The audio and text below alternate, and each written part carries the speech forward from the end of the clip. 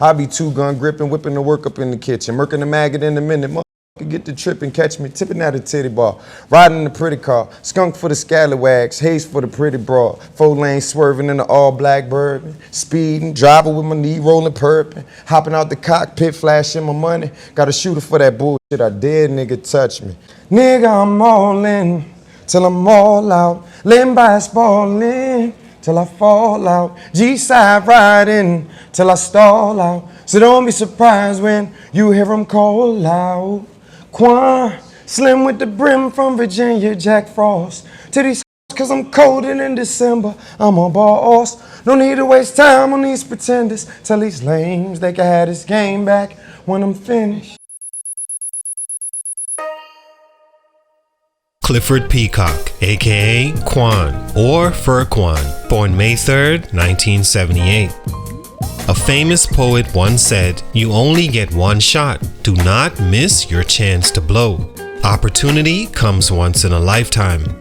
Well, truth is, opportunity comes whenever you want it to, long as the effort and understanding of how to attract it to you are there. The biggest thing is, are you ready for opportunity and what you do with it? Today's feature always seemed to run into opportunity to be a rapper, but like he said, when he had the money, he didn't have the knowledge. When he had the knowledge, he didn't have the money. Before his rap career blew up, a young Quan would often run into Jay-Z in his hometown Newport News, affiliated with his best friend and guys from his neighborhood before Jay-Z officially blew up. In Quan's neighborhood, he was almost expected to rub shoulders and make the same push in rap around that time as Jay-Z, seeing as he was considered the rapper on the block that would one day take his entire crew with him to a better life through music. At just that moment, he's locked up for what would be a serious 7-year prison sentence.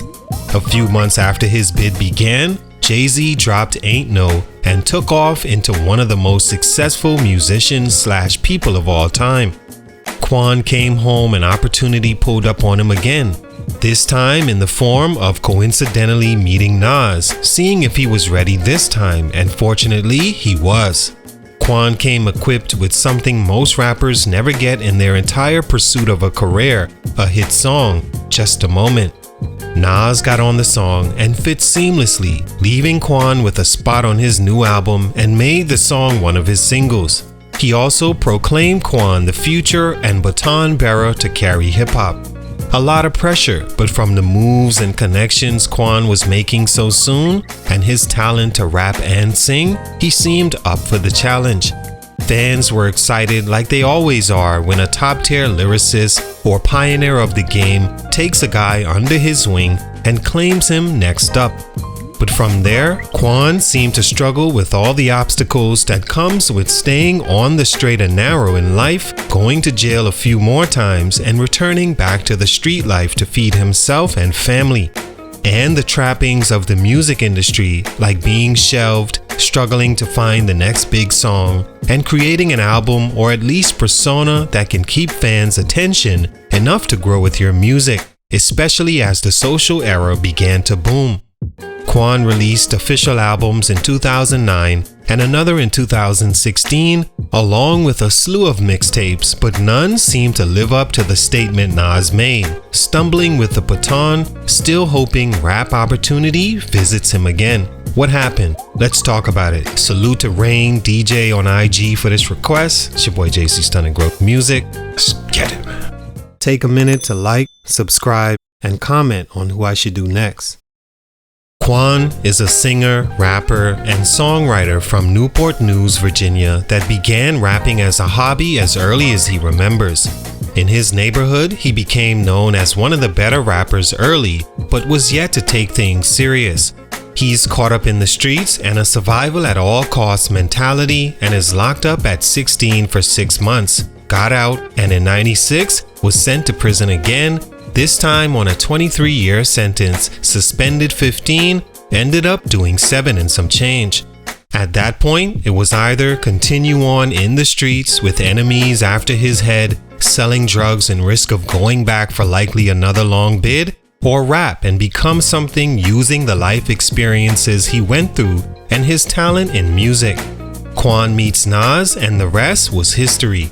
He was officially in the game and got one of the biggest cosigns a rapper could get back in those days. Stunt number 1, 7 years is a long time. One of the respects I have for any artist is being able to make it an entertainment at all, even if for a short time, because I understand all the pitfalls and hurdles you have to face in order to have the masses or even a group of people pay attention to you. There's also so many fine lines you have to tiptoe along the way business-wise to not end up in unfavorable situations.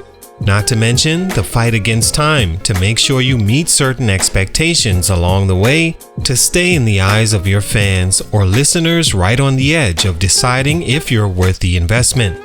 When Quan was locked up for 7 years, that placed him in a position to miss the point of his career. Potential was still on his side. From 18 to 25 is a huge market where you still have an energy young adults can relate to and just around the point they can also support in places like shows, merchandise, and downloads as they grow with you into adulthood.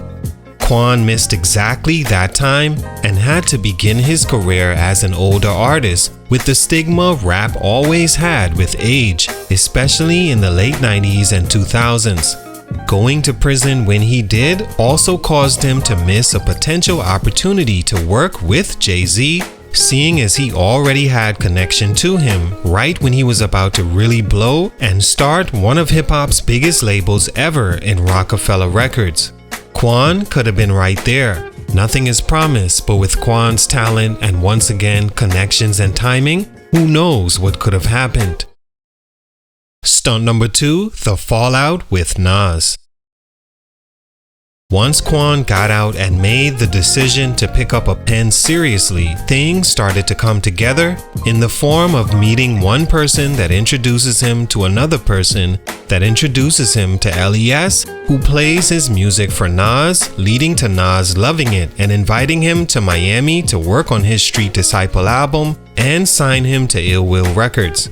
Nas was right at that point in music where you could say he was beginning to fall back from a top rapper and ready to pass his energy to someone younger with the message and of course rap talent.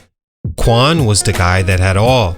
After he was signed though, it seemed it took longer and longer for him to finally put out an album as the streets waited.